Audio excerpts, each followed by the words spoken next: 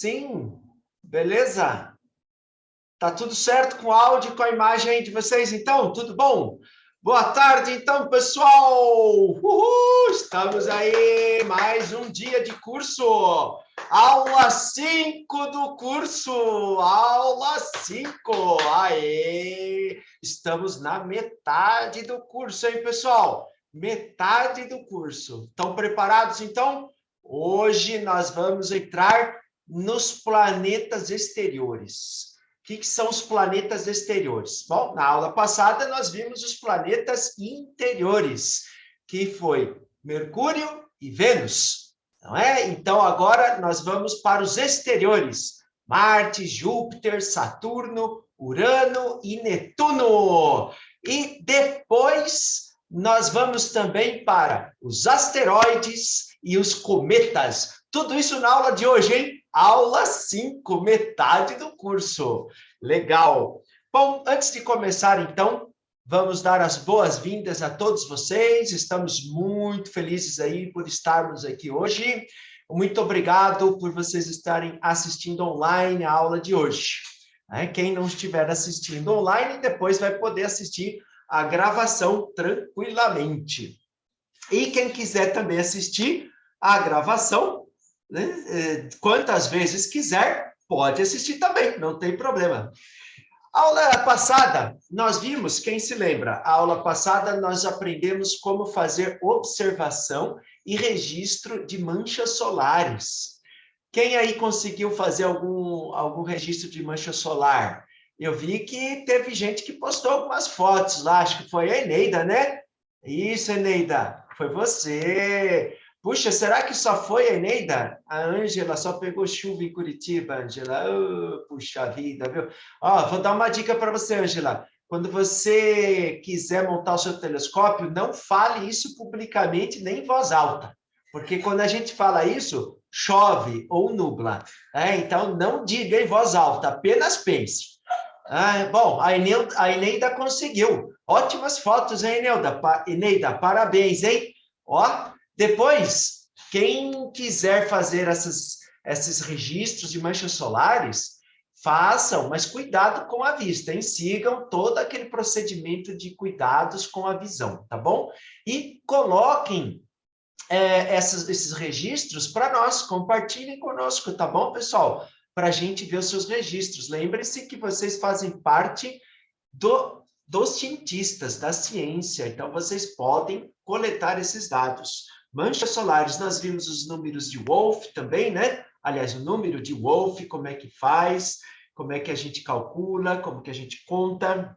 Nós vimos as trajetórias no céu de Mercúrio e de Vênus, né? Que a gente viu sempre que Vênus e Mercúrio sempre estão próximos do horizonte. Logo um pouco antes do Sol nascer, no horizonte leste, ou logo após que o Sol se põe próximo do horizonte oeste, lembra? E também nós vimos que tem épocas que Mercúrio e Vênus não estão visíveis mesmo, porque estão em conjunção com o Sol. Ou seja, lembra conjunção que é? Está na mesma linha de visão, ali na mesma linha divisada, né? Os dois astros ali muito próximos. Então, as melhores épocas para ver Mercúrio e Vênus são as elongações. Lembram-se? Elongações máximas. Ou seja, é aquele ângulo máximo que o planeta atinge em relação ao Sol. O ângulo de distância máxima do ponto de vista da gente, né? Observador. Nós, observadores, que estamos olhando para esses dois astros. E depois, vimos também como preencher os relatórios de observação de Mercúrio e Vênus, que consiste basicamente em desenhar as fases. E se você vê alguma manchinha lá, o que é muito difícil, você anota também. Ótimo, pessoal! Hoje vamos começar, então, a aula 5 com uma tabela que vai mostrar para vocês o desempenho dos telescópios. Vamos aqui compartilhar, então, essa tabela com vocês. O desempenho dos telescópios, aqui está. Desempenho observacional de alguns telescópios.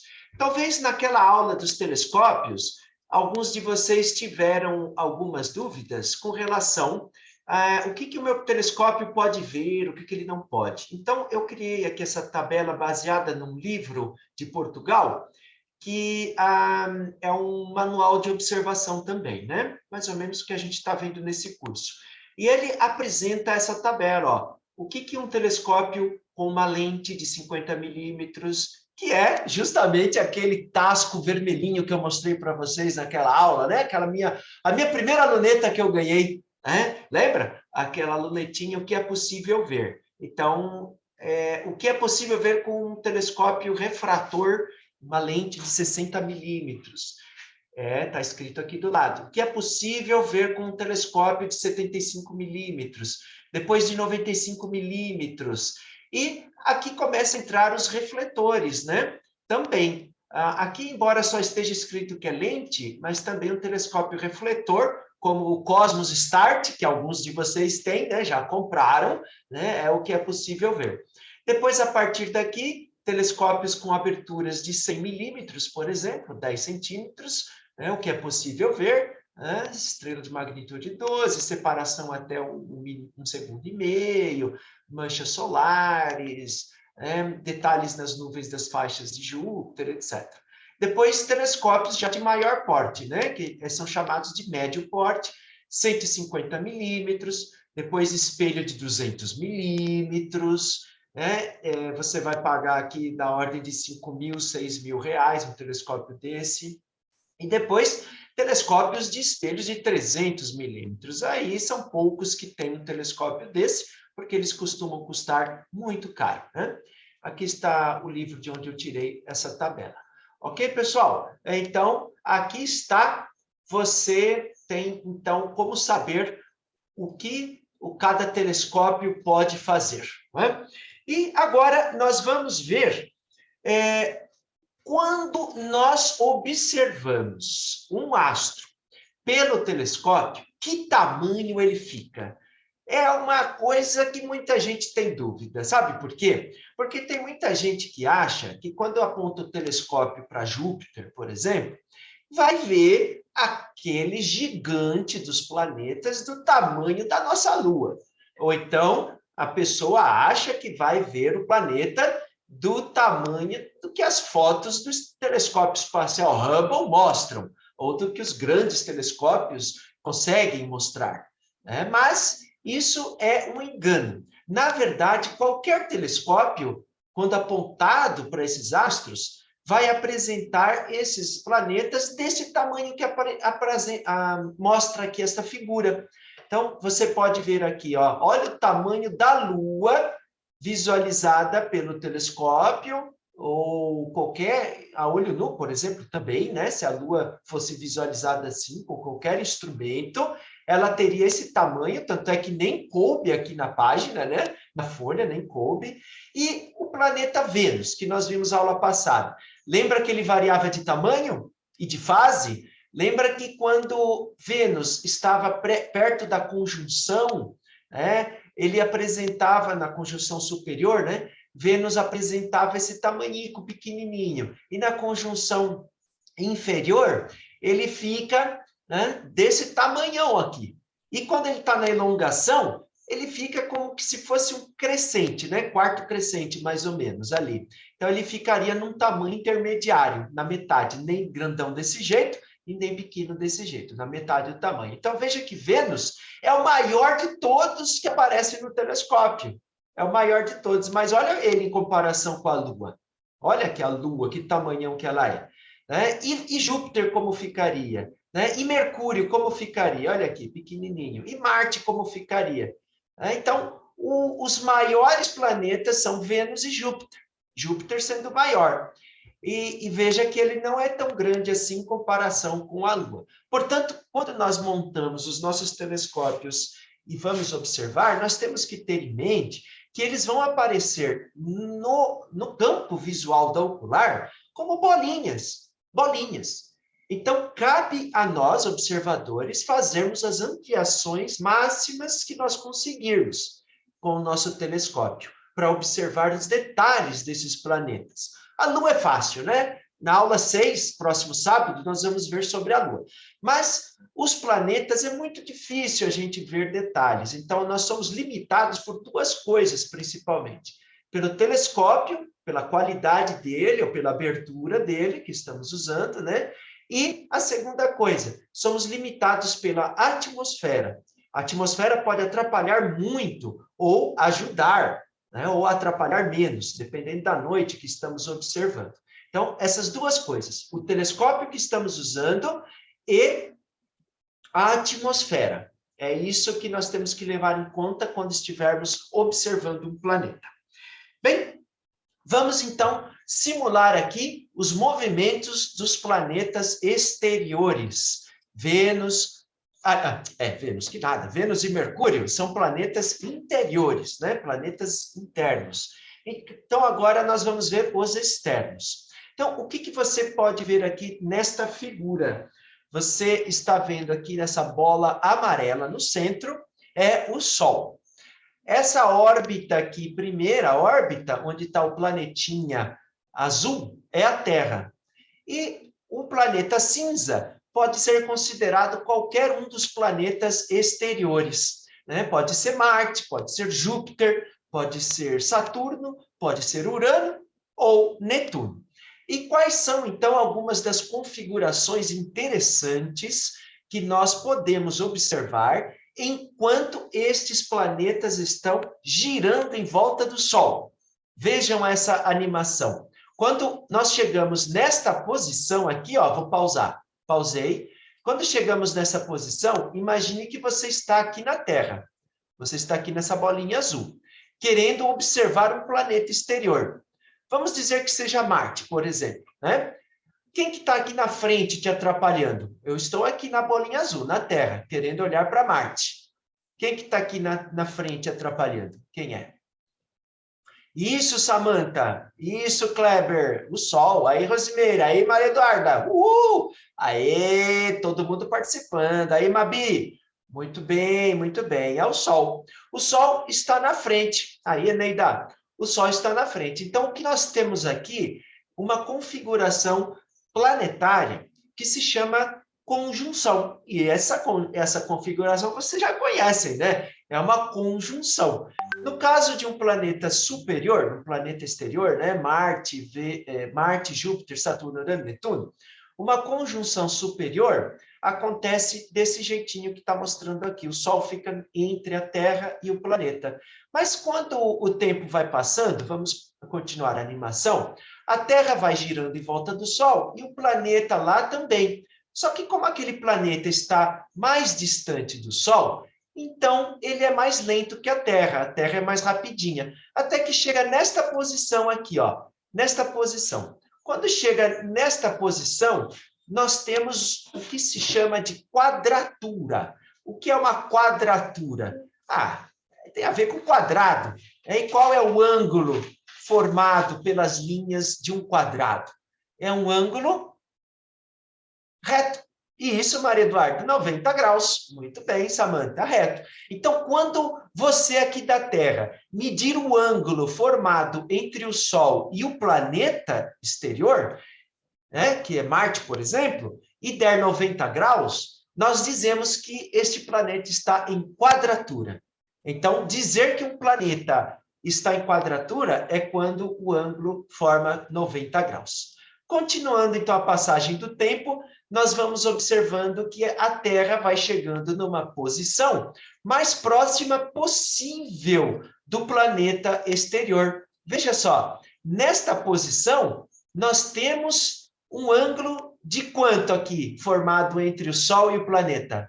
Aê, Maria Eduarda, 180 graus. Aí, Samantha, aí, Neida, aí, Mabi, perfeito. Então, quando eu aqui da Terra medir o ângulo formado entre o Sol e aquele planeta, deu 180 graus. Ou seja, quando o Sol estiver se pondo, o planeta vai estar nascendo. E isso, André, esta configuração se chama oposição.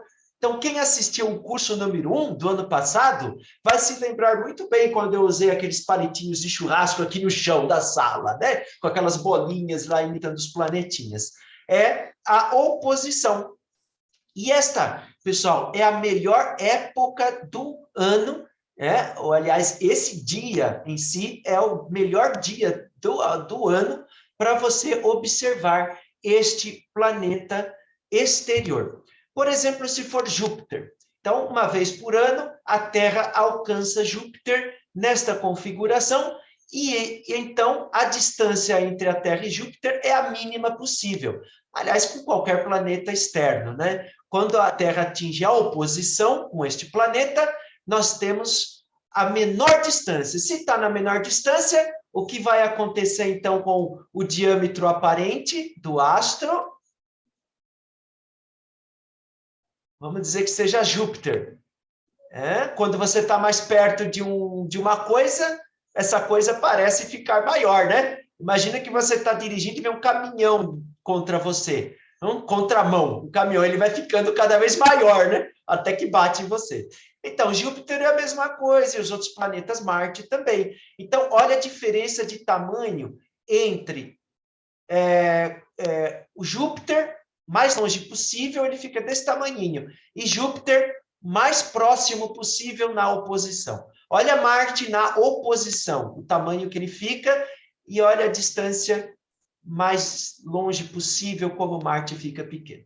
Né? Então, o que faz o planeta aumentar e diminuir de tamanho angular, ou seja, o diâmetro angular, né? o diâmetro aparente dele, é a distância que ele está entre nós, e é entre ele e a Terra. Bom, aí continua, então, todo o movimento entre a Terra e o planeta, e aí, então, entra em quadratura de novo, não é? E, novamente, em conjunção. E aí nós temos um período completo que se chama período sinódico. Vou escrever aqui no chat, ó. Período sinódico. Período sinódico. É essa palavra.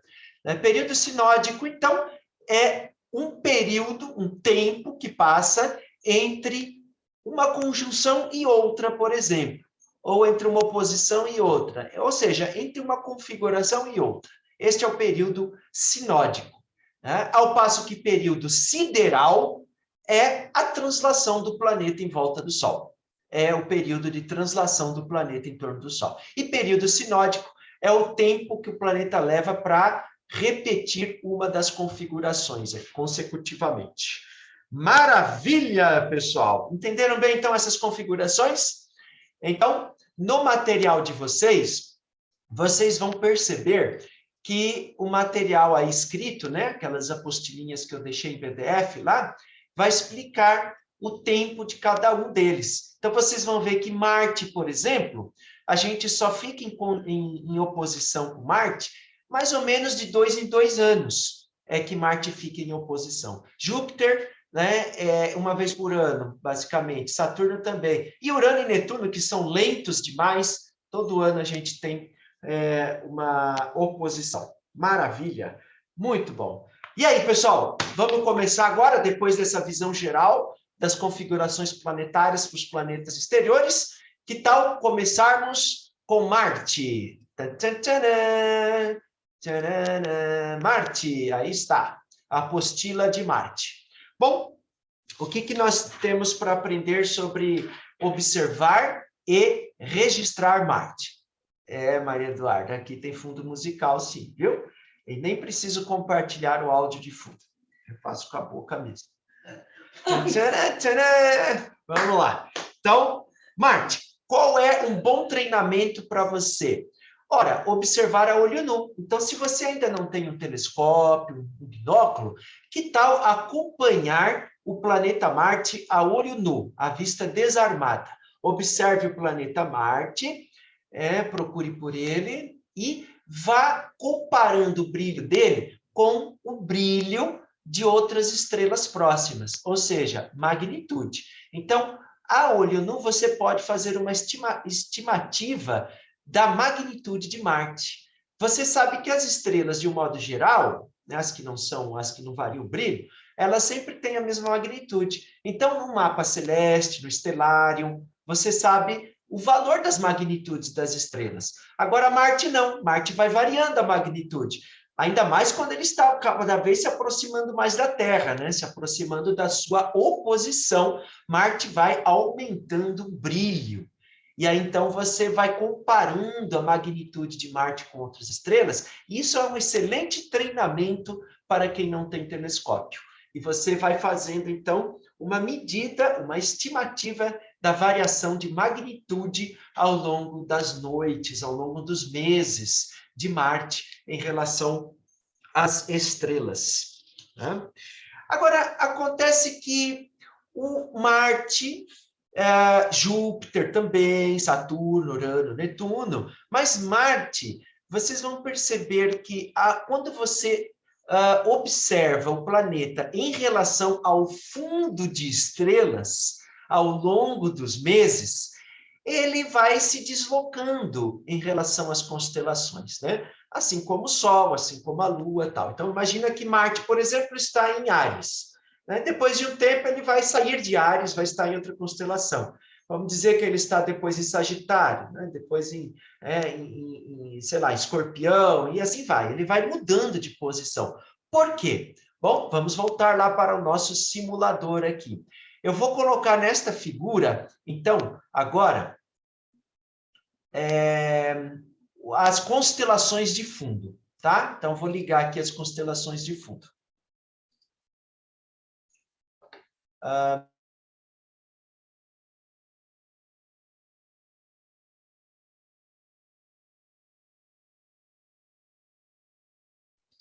Opa, fui abduzido aqui. Fui abduzido. Então, pronto. Ó, então, nós estamos aqui, né? Vamos acelerar aqui o movimento, né? Aqui está. Então, imagina, então, o planeta Terra e o planeta Marte, tá? Esse é Marte. Então, quando eu estou aqui na Terra observando Marte, então Marte parece estar aqui na direção de Escorpião, agora em Sagitário, depois agora em Capricórnio, depois agora em Aquários. Eu estou olhando para Marte aqui da Terra e agora ele muda de posição para Peixes. Aí ele está em Peixes de novo. Ué, parece que está voltando para trás. Agora, vamos ver aqui. Como é que isso ficaria nesta figurinha aqui? Olha ali. Olha lá, o planeta. Veja, ele vai se deslocando entre as constelações. Aí ele parece que volta para trás com o passar dos meses, para de novo e continua seu movimento. Este movimento que ele faz normal é chamado de movimento direto. Ao passo que o movimento que ele faz voltando para trás, lá, de novo, aqui em Escorpião, ele parou, aí ele volta para trás, para depois continuar o seu movimento direto. Este movimento que ele parece voltar para trás, isso, Eneida, isso mesmo, ele se chama movimento retrógrado. Por quê? Porque é justamente o instante, veja, aqui na figura, ó, quando a Terra está ultrapassando o planeta Marte, como se fosse dois carros de corrida ultrapassando um ao outro. Quando isso acontece, que é perto da oposição, né, na época da oposição, quando a Terra está ultrapassando o planeta Marte, então nós temos um movimento retrógrado. A palavra retrógrado significa para trás, de ré. E isso, gente, era um enigma terrível para as pessoas do passado, para os filósofos, os grandes pensadores. Por milhares de anos, isso permaneceu um enigma na história da humanidade. Ninguém sabia explicar o que causava a mudança de brilho dos planetas, mas hoje a gente sabe que é porque eles se aproximam da Terra e se afastam, e ninguém sabia por que os planetas voltavam para trás no movimento retrógrado, né? Então, eles inventavam várias explicações. Quem explicou, Maria Eduarda, com mais satisfação, né, satisfatoriamente, o Copérnico, quando colocou o Sol no centro, né, do sistema solar, né, ele disse que é o Sol que estava no centro e não a Terra, mas depois o Kepler, o Johannes Kepler, quando ele explicou as órbitas, né, elípticas.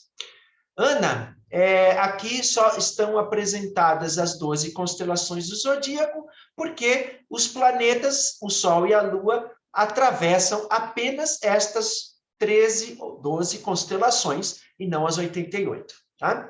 Por causa do plano, conforme nós já explicamos aí em aulas anteriores. Maravilha, pessoal! Então já entenderam que Marte é o que mais, né, é o que mais apresenta um movimento retrógrado. Né? Então, percebam, o movimento retrógrado está bem perto da época da oposição. Então, essa é a melhor época para observarmos o planeta Marte também. No entanto, né, o planeta Marte, ele não é um planeta tão fácil de se observar, porque ele é muito sensível àqueles problemas de seeing. Lembra? O que é seeing? Vamos ver quem se lembra o que é seeing. Vou escrever aqui no chat a palavra seeing. Vamos ver. O seeing é um conceito muito importante quando a gente observa planetas. Isso, Alexandre. Isso, Angela. Aê!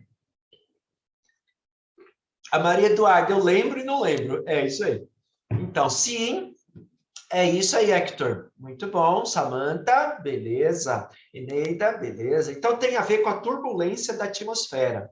Então, quando nós observamos um planeta pelo telescópio, então, o planeta fica parecendo que está debaixo d'água, né? Fica aquela... Lembra que eu apontei um laser atravessando um copo de água misturada com açúcar? Lembra? E aí, aquele pontinho de luz laser ficou cintilando, ficou fazendo... riscos, né? Pontinhas, né? Então, isso é o sim, é porque a luz atravessa aquela camada. Ah, é isso, Angela, foi no curso 1, exatamente. Então, a luz do planeta fica cintilando. Né? Então, um telescópio de 100 milímetros, de 90 milímetros, daria para ver Marte com muito bom já. Mas um de 76 milímetros, que é aquele telescópio START, né, durante a oposição de Marte, aí também fica uma boa imagem para estudar. Filtros, você pode usar filtros, especialmente os amarelos, os laranjas, né, e os verdes e os azuis. Dependendo do filtro que você usa, esse filtro vai ressaltar, vai realçar certos detalhes da atmosfera e da superfície de Marte. Então, estudar Marte faz parte do estudo da meteorologia deste planeta. Por quê? Porque Marte, às vezes, tem tempestades globais de areia. Gente, imagina você num planeta que a tempestade de areia ocupa o planeta inteiro. É isso que acontece em Marte. E é possível observar isso pelo telescópio. As calotas polares de Marte, você pode observar a calota polar aumentando e diminuindo de tamanho. Você pode observar as regiões mais escuras na superfície de Marte, que são regiões de rochas mais escuras, vulcânicas, e as partes mais claras, alaranjadas de Marte, são as regiões de areia mais fina. Então, quando Vênus está numa época de bastante atmosfera agitada dele, com bastante ventania, aquela areia se espalha pelo planeta inteiro, cobrindo regiões mais escuras, as áreas mais vulcânicas, né? Então, quando Marte... Aí é o que eu quero saber, hein? Quando Marte estará em sua próxima oposição? Ou seja, qual vai ser o dia que Marte mais se aproximará da Terra? Então, vamos lá. Eu esqueci eu estou falando com vocês, mas esqueci de ligar a minha câmera, né? Só estava lá na... Agora eu vou compartilhar com vocês o software que vocês já conhecem, o Astronomy Lab. Tchananã, Astronomy Lab. Vamos ver aqui, ó, Reports. Vamos ver os planetas, conjunções e oposições. Clica aqui. Vamos gerar para todos os planetas, desde abril até dezembro. Então, ano 2022 começa em abril, termina em dezembro. Clique em OK e ele gera aqui para você. Você, então, fica sabendo de antemão. Qualquer anuário de astronomia vai mostrar isso para você também, né? Mas Marte está aqui, ó. 8 de dezembro de 2022. oposição. Estão vendo aqui, ó? Dá para ver? Vocês estão vendo, né? Uhum. Aqui, ó. Marte, 8 de dezembro de 2022. Então, aguardem, né? Não deixem para depois. Já agenda na sua agenda aí, né? Já marca na sua agenda 8 de dezembro. Marte vai ficar com um diâmetro aparente de uns 22 segundos de ar, tá? 22 segundos, voltando lá para aquela imagem, né, daquela foto lá. Veja que aqui nós temos Marte com 25,1 segundos. Em dezembro, Marte estará com 22 segundos, né? Ou seja, um pouquinho menor que isso, pessoal. Olha o tamanhão de Marte. Ele vai parecer quase que o tamanho de Júpiter. Ó, maravilha, não vamos perder a oportunidade. É verdade, viu? É verdade que dezembro é o mês que mais chove, né? Mas não são todos os dias. Quem sabe nós teremos aí uma noite favorável de observação. Portanto, não percam. O que mais a gente pode registrar em Marte? Então, o que você pode encontrar no material de vocês? Então, aqui no material, deixa eu pegar aqui o material de Marte, lá na apostilinha, então, lá embaixo, vocês vão reparar que tem aqui um mapa, aliás, dois mapas, este mais clarinho e este com mais contraste. Tá? Então, o mapa de Marte, esses dois mapas, eu coloquei para vocês justamente conhecerem a superfície, reconhecerem a superfície de Marte quando estiverem fazendo uma observação. Tá? Então, assim como a Terra, Marte também tem suas latitudes e longitudes, tá? Suas coordenadas martográficas, não geográficas, né? Areográficas seria o nome mais correto, né? Areográficas, porque o nome de Marte é Ares, né? Na mitologia, então, areográfica. Bom, mas o que você vai registrar, então, ao observar o planeta Marte? Você vai fazer o seguinte, olha aqui o relatório, compartilhando o relatório. Então, o relatório observacional de Marte.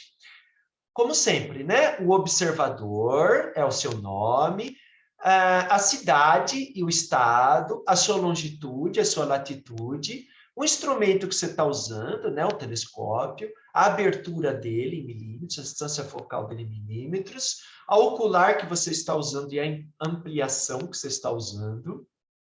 Aí aqui vem filtro 1, filtro 2, filtro 3, que se você estiver usando o filtro, para você escrever qual é. Isso, Maíra Eduarda, tem tudo no material, viu? Que eu estou mostrando aqui a apostilinha, tá? Tá lá, tá lá. O SIM, lembra do SIM? Você tem que dar uma nota para o SIM. 1, 2, 3, 4, 5. Tá? Circula aqui qual é a nota que você dá para o SIM. Transparência, 0, 1, 2, 3, 4, 5, 6, 7. Lembra? Transparência tem a ver com nebulosidade do céu, né? De 0 a 7. E depois aqui, depois eu vou explicar o que é isso. A longitude do meridiano central de Marte, tá bom? E a data que você está observando, a hora que você começou a observar e a hora que você terminou de observar em tempo universal, né? Lembra que você tem que pegar a hora local e somar 3 para dar o tempo universal. Por exemplo, agora são 14h36 da tarde, né? Lógico, 2h36 da tarde. 14h36. Soma 3, vai dar 17h36 em T1, tempo universal, né? Que é o horário de Greenwich, lembra, né? Bom, aqui é o espaço para você anotar o que você quiser. E o que você vai fazer aqui? Bom, é isso mais ou menos. Você vai observar Marte pelo telescópio e você, no círculo, né, no gabarito da esquerda, você vai fazer isso aqui, ó. Você vai desenhar, exatamente como mostra aqui, ó. Vai desenhar, isso aqui é o desenho que alguém fez, ó. Você vai desenhar mais ou menos. Não precisa ser um artista para desenhar, não. Vai usar um lápis fino de grafite mole, macio, né?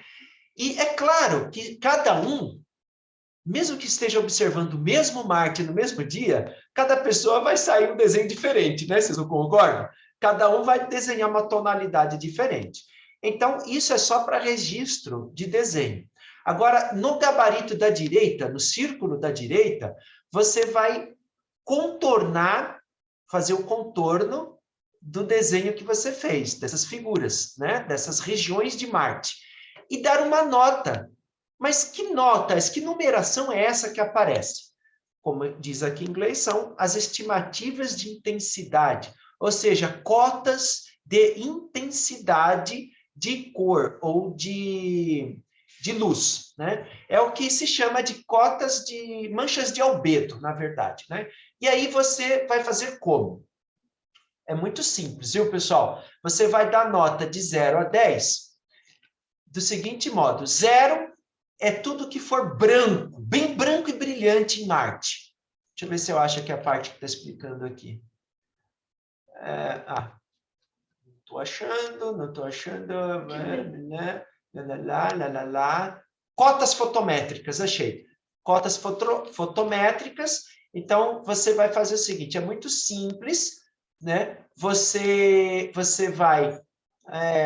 estava aqui pertinho. Você vai dar 0 para tudo que for muito claro, muito branquinho, e vai dar 10 para tudo que for muito escuro, igual o céu no fundo, céu escuro. Então, o fundo do escuro aqui, o fundo do céu é 10. A calota polar de Marte, que é branca, é 0. Só que aí vocês vão me dizer, mas professor, aí está o contrário, né? Aqui está invertido. O cara deu 10 para o fundo aqui, né? Aqui para a calota polar branco, ó. E para a parte mais escura de Marte, deu números menores, ó. Por exemplo, aqui, que é escurinho, ele deu 3. É ao contrário. Então, dependendo da associação astronômica, eles usam cotas de intensidade invertidas, tá? Por exemplo, a ALPO, que é essa associação aqui, ó, Associação Lunar e Planetária, a organização, né, internacional que recebe e coleta os dados de astrônomos amadores, eles usam essa cota invertida. Não tem problema, você pode usar a cota que você quiser, basta você escrever no seu relatório qual que você usou, né? De 0 a 10 sendo do mais escuro para o mais claro, ou do mais claro para o mais escuro. Né? É só você anotar qual que você usou, não tem problema. Mas o importante, pessoal, ó, é você desenhar e colocar suas cotas de intensidade. Por que que são importantes as cotas de intensidade? Porque cada um vai fazer um desenho diferente do outro. Mas quando você avalia o grau de intensidade com esses números, com essas cotas, então é bem provável que combine melhor uma pessoa com a outra. Olha aqui, Marte, a segunda aqui de baixo, ó, é Marte quando teve uma tempestade de areia global. Não dava para enxergar nenhuma parte escura de Marte, porque a atmosfera de Marte estava coberto de areia. Isso, Heitor, exatamente.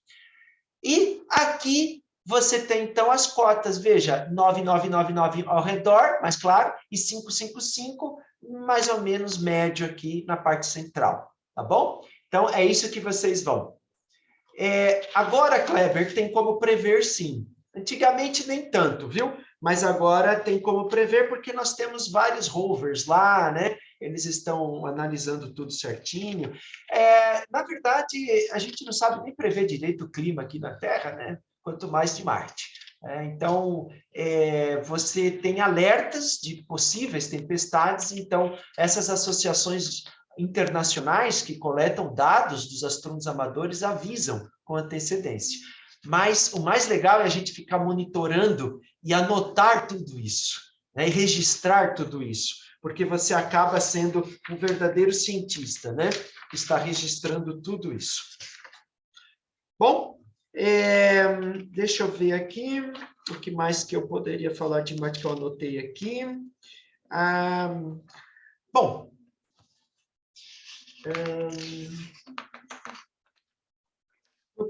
foto de Marte para treinar. Isso, então vamos lá. Eu vou mostrar para vocês aqui uma foto. Bom, é claro, né, pessoal, que lá na apostilinha que eu escrevi, tem muito mais detalhes do que eu estou explicando aqui, tá? Então, façam a consulta e a leitura, né, o estudo desse material lá, que vocês vão tirar muito proveito, tá bom? Isso, Kleber. Olha aqui essa foto de Marte. Isso aqui não é foto do telescópio espacial Hubble, não é foto de nenhum super ultra telescópio, mas sim uma foto de um telescópio amador, tirada, é claro que foi editada, foi melhorada, né? Obviamente que você não vai ver Marte assim. Isso é uma imagem que a gente vai mostrar como fazer, como tratar imagens lá na aula 10 do curso. Não, quem me dera, Maria Eduarda, quem me dera. Não fui eu, não. Eu não tenho um telescópio assim tão bom, não. E também não tenho tanta habilidades para fazer edição de imagem como esse cara aí, não. Mas é um amador. Foi um amador que tirou essa foto. Então, o que você pode fazer? Então, exercitar. Você pode pegar uma foto na internet, como eu fiz aqui, colocar na tela, enquanto Marte não chega em dezembro, na sua oposição. Ah, verdade, Eneida, bem lembrado. O Nelson Falsarella, ele, desde que eu era criança, o Nelson Falsarella, eu assisti as palestras dele, é sensacional. O cara manja muito de observação de Marte, manja demais. Na época que ainda não existia câmeras digitais, é sensacional. Ele conhece Marte como a palma da mão dele, só de observar do telescópio dele. Sensacional. Então, você pode abrir imagens de Marte, né, do céu, e praticar no seu relatório. Que tal? Desenhar lá no seu relatório. Imprima, então, a página do relatório, que está lá no material do curso, e faça esses desenhos, façam lá as cotas de intensidade, né? Coloquem lá as numerações e coloquem a data, né, que foi tirada a foto, como se vocês realmente estivessem observando o planeta, né? Que tal? Façam isso para treinar. Quanto mais vocês treinarem, melhor vão ficar para a observação de Marte de verdade, lá em dezembro. Ou novembro, né? Que a gente já pode começar observando antes, né? Não vai esperar dezembro para ver. Vocês podem começar observando bem antes, né? Muito bom, muito bom. Marte, certo? Legal, movimento direto. Uma coisa interessante que eu falei que eu ia explicar, que vai ser colocado no relatório, é o que se chama de meridiano central de Marte. Bom, o que é o meridiano central de Marte? Bom, vocês sabem o que é o meridiano de Greenwich, né? O que é o meridiano de Greenwich aqui na Terra?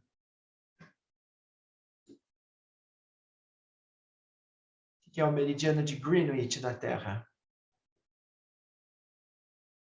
Olá, pessoal? Meridiano de Greenwich? Isso, Samantha, exatamente. Divide o hemisfério leste do oeste. E Neida, a linha que corta também. Isso. É uma linha de referência, não é? A linha de zero de longitude, não é isso? Zero de longitude. É a linha que divide a Terra em dois hemisférios, Rosimeire. Muito bem. Então, Marte também tem sua linha. Marte também tem sua linha de central, né? Como se fosse Greenwich, né? de Marte. Olha aqui no mapa que eu estou compartilhando com vocês. Ó. Olha, aqui embaixo você tem as longitudes de Marte, 0, 30, 60. Então, a linha de Greenwich, por assim dizer, de Marte, que se chama meridiano central, é essa daqui, ó, o zero, essa linha onde começa a borda do mapa aqui, ó. Essa linha do meridiano central de Marte passa por esta região chamada Sinus Meridiani. Não é por acaso o nome, né? Sinus Meridiani, porque tem a ver com o meridiano central de Marte. Isso significa que quando eu estiver observando Marte, né? Deixa eu compartilhar de novo a imagem de Marte. Vamos imaginar, então, que Sinus Meridiani esteja bem na tua frente, bem aqui na sua frente, bem aqui no topo da sua observação, passando bem aqui no meio do disco do planeta para você. Isso significa, então, que o meridiano central de Marte está aqui, passando pela sua linha divisada do observador. Então, isto é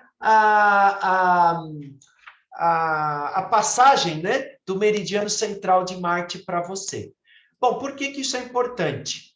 Porque quando a gente faz a observação e o registro de Marte, então é importante a gente saber que ponto da sua rotação Marte está girando quando eu estou observando, né?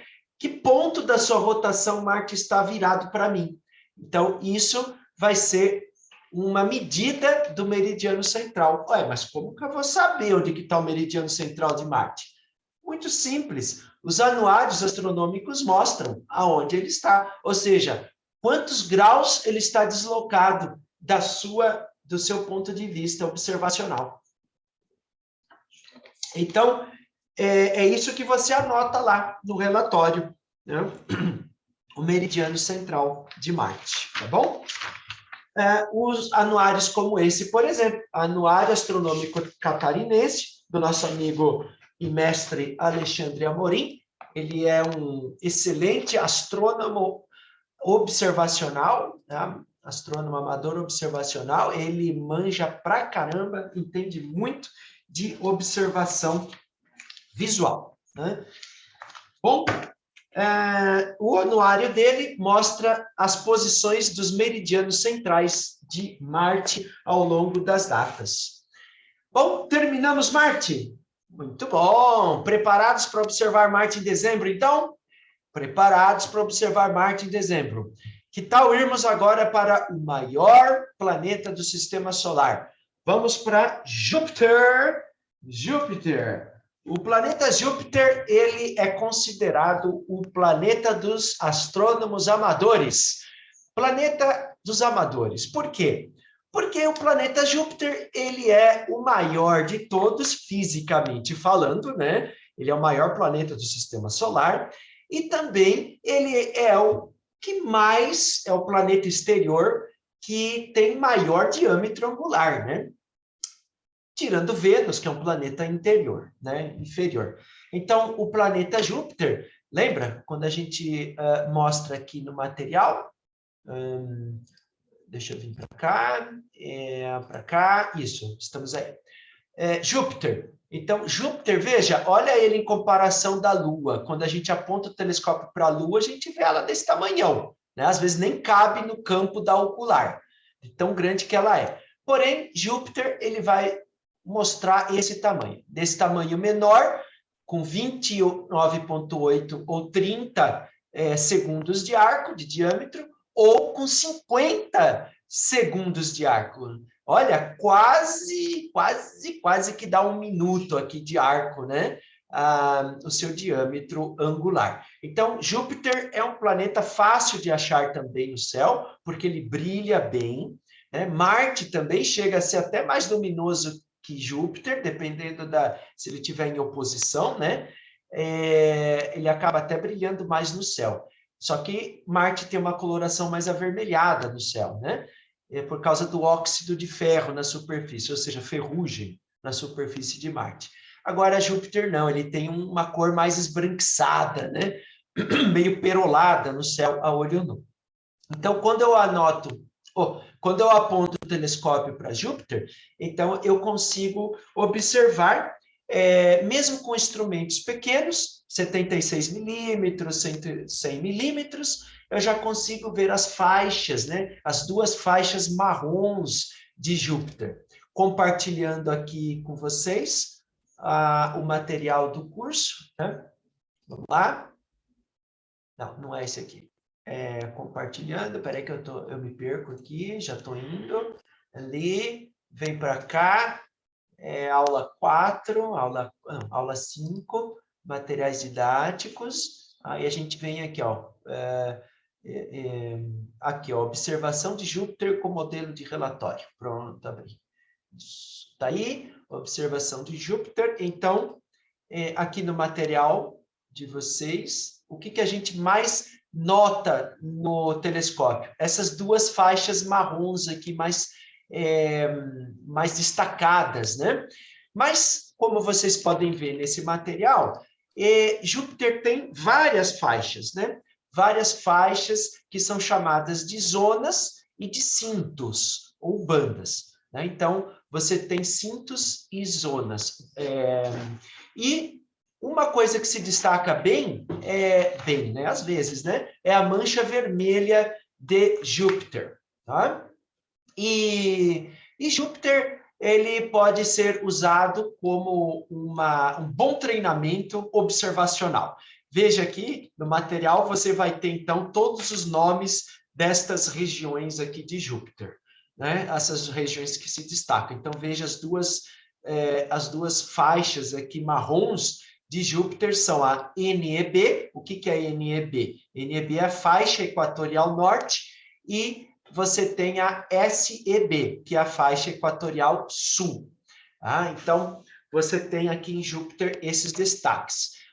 O trabalho do observador, né, do astrônomo amador, é fazer um desenho, né, de Júpiter, registrar o desenho de Júpiter, assim como esse exemplo mostra aqui, ó. De novo, igual Marte, do lado esquerdo do gabarito, você desenha o Júpiter, conforme você está vendo, mais ou menos, né, do jeito que você sabe desenhar, não importa se fica bonito ou não. E do lado direito, você só faz um esquema representativo, de novo, com aquelas cotas de intensidade, tá? As cotas de intensidade, né, de 0 a 10, tá? Do mais escuro para o mais brilhante, ou vice-versa. Basta você indicar o que você está usando. Igual Marte, né? Então, você faz a mesma coisa para Júpiter. Só que, diferente de Marte, Júpiter é turbulento. Os ventos de Marte atingem milhares de quilômetros por hora.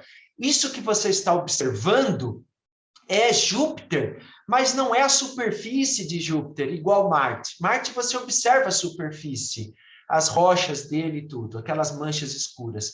Mas em Júpiter, não. O que você está vendo são as nuvens gigantescas de Júpiter. Veja aqui nessas imagens da NASA, que a sonda chamada Juno visitou recentemente. Veja como a atmosfera de Júpiter é turbulenta. São nuvens que giram, tempestades, ciclones, furacões. Isso é muito movimentado, milhares de quilômetros por hora. Cada mancha dessa circular, essa é a grande e famosa mancha vermelha, mas não tem essa, tem inúmeras outras, ó. São furacões, são tornados, são ciclones. Júpiter não para, é super agitado. Então, o astrônomo amador, ele consegue observar essas camadas mais externas das nuvens de Júpiter, né? Agora, as camadas mais internas é impossível de se observar. Na realidade, o que estamos observando, então, é a atmosfera turbulenta de Júpiter, né? A atmosfera de Júpiter, porque deixa eu só voltar aqui para o material aqui, peraí. Que eu não consigo falar e usar ao mesmo tempo aqui. Esse já foi, esse aqui, aí pronto, voltei. Então, o que nós temos em Júpiter? Muito movimento. Então, a tarefa do astrônomo amador é justamente registrar isso. Além disso, Júpiter dá uma volta em torno do seu eixo em mais ou menos 10 horas. Isso significa que, se você observar aqui a mancha vermelha, por exemplo, na borda de Júpiter, no limbo de Júpiter, depois de algumas horas da noite que você está observando, pode ser que ela já... Pode ser não, ela vai ter girado, ela já vai estar em outra posição de Júpiter. Isso é incrível, você praticamente enxerga, literalmente, o movimento de rotação do planeta, né? Além de mudanças dramáticas em suas nuvens e atmosfera. Quando você fala, ou, aliás, se você escuta que Júpiter é um planeta gasoso, né? Assim como os outros, né? Planetas gasosos, por favor, não se enganem. Muita gente acha, e esse termo é um termo errado, né? Quando você escuta que são planetas gasosos, você imagina o quê? Que esses planetas sejam verdadeiras bolas de gás. E não é assim, não é verdade isso. Na verdade, Júpiter e os planetas gasosos, o Júpiter principalmente, tem muito hidrogênio e hélio. E realmente, hidrogênio e hélio aqui na Terra na temperatura e pressão aqui na Terra, eles são gases, normalmente, nas condições normais, né, de temperatura e pressão. São gasosos. Mas lá em Júpiter, não. Lá em Júpiter, não. E gás a gente não vê. O gás não é visível a olho nu. E como que a gente está vendo lá? Né? Porque não é gás. Sim, tem gás lá também, mas o que nós vemos são gotículas, né? A pressão de lá é tão intensa que, na verdade, se você for mergulhando a profundidades cada vez maiores na superfície, né, lá de Júpiter, o hidrogênio e hélio vão se tornando líquidos por causa da alta pressão e depois sólidos na condição de metálico. E lá no núcleo de Júpiter é bem provável e quase certeza que existe um núcleo rochoso, né? Uma rocha, como se fosse um planeta rochoso. E ele é circundado por tudo isso. Então, não se enganem quando ouvirem dizer essa palavra, planeta gasoso, né? Não vai pensando que é uma bola de gás. Bom, mas quando que Júpiter vai chegar perto da Terra? Quando será a oposição de Júpiter?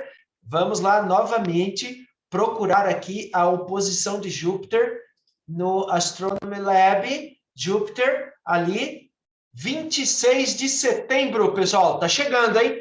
26 de setembro, então, é a oposição de Júpiter, 26 de setembro. Preparem-se para uma das mais belas e maravilhosas visões do planeta, aliás, do sistema solar, né?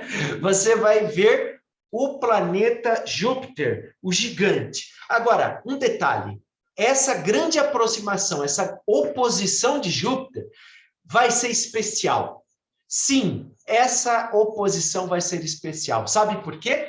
Porque é uma grande aproximação, não é uma oposição qualquer. É uma oposição gigante, porque essa vai ser a maior proximidade de Júpiter em relação à Terra depois de 12 anos, pessoal. A última aconteceu em 10 de setembro de 2010. E a próxima oposição dessa, a próxima aproximação tão grande de Júpiter assim, vai ser em 1º de outubro de 2034. Então, pessoal, não percam esta grande oposição de Júpiter. Ele vai ficar com um tamanho angular de 49,8 segundos. Olha isso, quase 50 segundos de arco, praticamente. Vai ser gigante. Então, pessoal, não percam. Júpiter vai se aproximar muito da Terra, viu? Dia 26 de setembro de 2022. Vai ter o maior diâmetro angular possível. Bom, então qual é o... Deixa eu ver aqui. Sim, um desenho. Um desenho de Júpiter. Vamos lá, vamos aqui. Aqui no material está explicando o que é cada banda dessa. Você tem aqui uma figura do Júpiter. Essas aproximações, Luciana, não tem nada que ver, viu? Com o solstício equinócio da gente, tá? Você tem aqui os mapas, né, de Júpiter, com suas bandas e zonas. E o que você vai preencher, então? Qual vai ser o seu trabalho, né, de observador de Júpiter em setembro? A gente fala em setembro, mas você vai, lógico, né, em junho, julho, agosto, já apontar seu telescópio para Júpiter, obviamente. O que você vai preencher, então? De novo, né, observador, é o seu nome, a cidade, estado, sua latitude, o seu instrumento, o diâmetro do telescópio, a distância focal, ampliação, etc. O SIEM, como está o SIEM do seu céu, de 1 a 5, você dá uma nota. A tabelinha do SIEM está lá no material, né, do curso. Se o SIEM é bom, se o SIEM é ruim, depende, você vai dar uma nota de 1 a 5 aqui. A transparência, se o céu está encoberto, se está parcialmente encoberto ou zerado, né? Não tem, né? Então, você vai ter aqui de 0 a 7. E, de novo, Júpiter também tem um meridiano central, né? E a data. a data que você está observando, a hora que você começou a observar e a hora que você terminou de observar. De novo, gabarito da esquerda, gabarito da direita. Novamente, hein? Gabarito da esquerda, você faz o desenho, né? E no gabarito da direita, você faz o quê? Vamos ver quem prestou atenção. Faz o quê? Vamos ver. Tcharam. Vamos ver. Quem vai responder aí? No gabarito da direita. Isso, Samantha. Exatamente. Os números. Aí, Raul. Aí, Eneida. Aí, Hector. Muito bem. Aí, Samantha. Aí, Neida. Muito bom. Isso aí. Você faz o contorno e coloca as cotas de intensidade de 0 a 10. No caso aqui, ó, no relatório está pedindo 0 para as áreas extremamente brilhantes ou brancas e 10 para tudo que é escuro, igual o fundo do céu. É óbvio que em Júpiter não vai ter 0, provavelmente não vai ter 0, e com certeza não vai ter 10. Né? Então, você vai lá dar uma estimativa. Ótimo, perfeito. É isso, então, que que nós todos vamos fazer isso, né,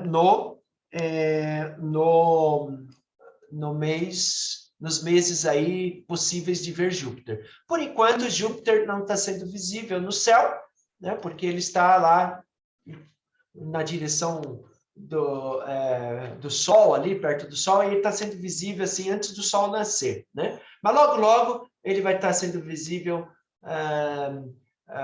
assim que mais tarde da noite, nas madrugadas, cada vez mais cedo, tá bom? Depois meia-noite e na primeira parte da noite, tá bom?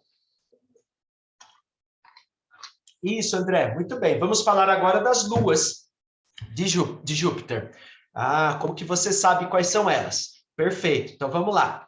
As luas de Júpiter. Então, no material, você tem este esqueminha aqui. Depois vocês leem com mais cuidado, eu vou só explicar por cima, né, como é que funciona. Por cima não, superficialmente, né, porque não precisa detalhar tanto, senão a gente fica muito tempo aqui. Então, as 4 maiores luas de Júpiter, que são justamente as que dá para serem observadas, até com binóculo. Gente, até com binóculo você consegue ver as luas de Júpiter. Sensacional. E elas ficam assim, enfileiradinhas, alinhadinhas com o planeta Júpiter. Né? E então você tem aqui, ó, geralmente em ordem de algarismos romanos, de 1 a 4, você tem o 1, que é Io, o 2, Europa, o 3, Ganímede, e o 4, Calisto. Então, o Io é o que tem órbita mais interna, a órbita mais próxima de Júpiter.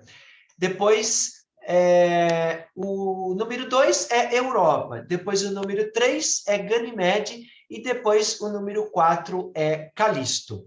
Sim, a Eneida colocou lá no grupo, né? A foto de Júpiter com os satélites. Muito bom, Eneida. Eu vi lá. Ótimo.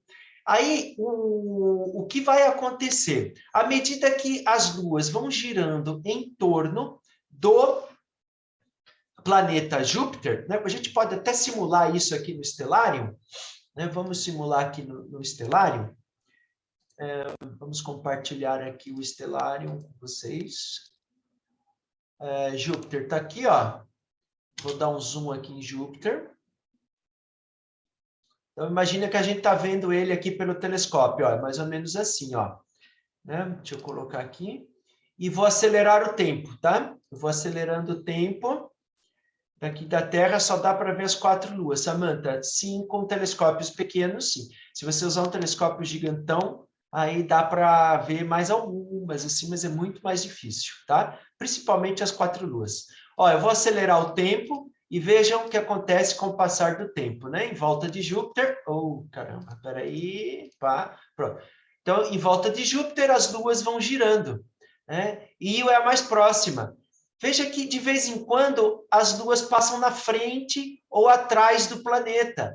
Então, você tem eclipses ou ocultações, né? As luas ficam passando na frente ou atrás de Júpiter, com o passar dos dias, das horas, dos meses.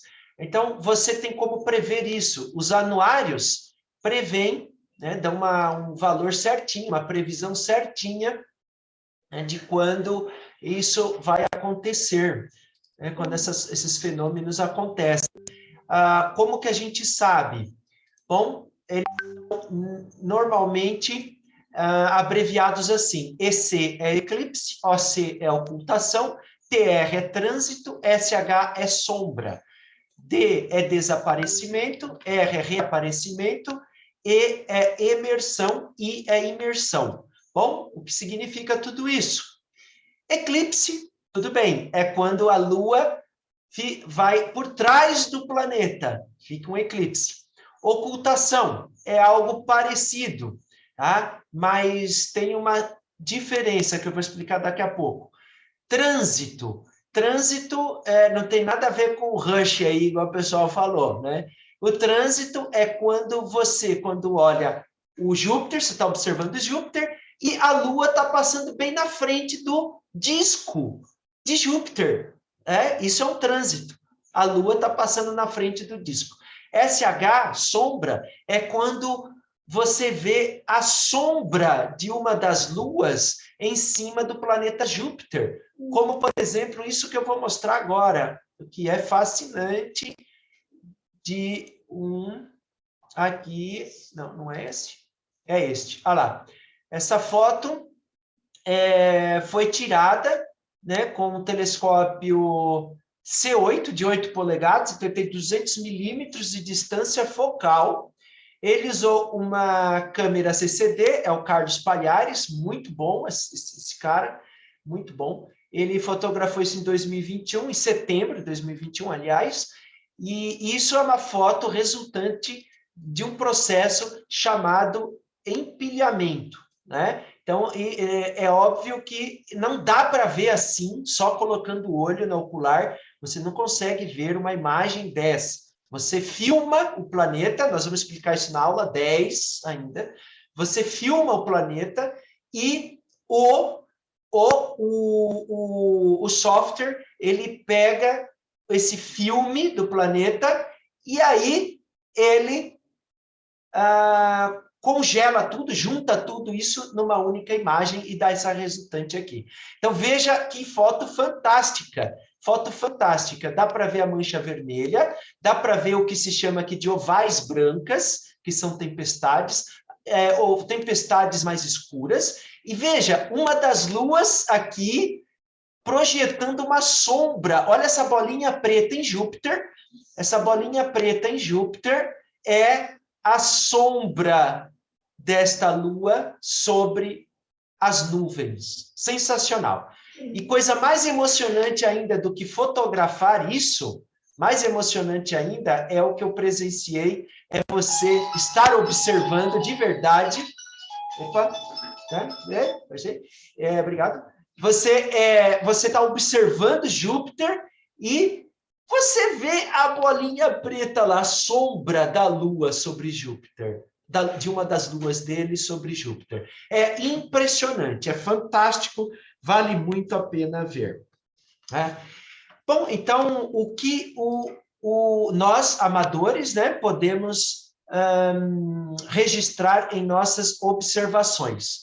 Podemos registrar em nossas observações justamente anotando isso em nosso relatório. Também, você pega aqui o relatório, ó, vou mostrar o relatório, está aqui, de novo, né? Então, o relatório, aqui, e depois de ter desenhado Júpiter, você vai colocar a configuração dos satélites. Aqui tem um desenho de Júpiter centralizado, né? As duas faixas marrons dele, e você faz pintinhas, aqui, 4 pintinhas, onde estão posicionados os satélites de Júpiter, tá? Mais ou menos numa escala aqui conveniente, tá bom? Que você está observando. E aqui você tem o registro das luas. Então, você tem esse formulário, esse relatório, você pode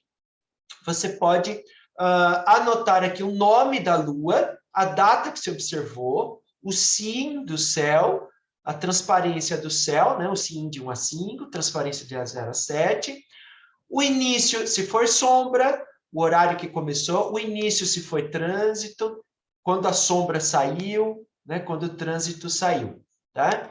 E aqui para eclipses ou ocultações. Então, de novo, a mesma coisa. Você anota aqui o nome da Lua, a data, tudo certinho, né?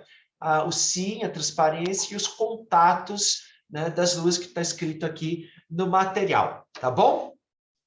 Olha, pessoal, vocês têm um trabalho sensacional para ser feito. Por quê?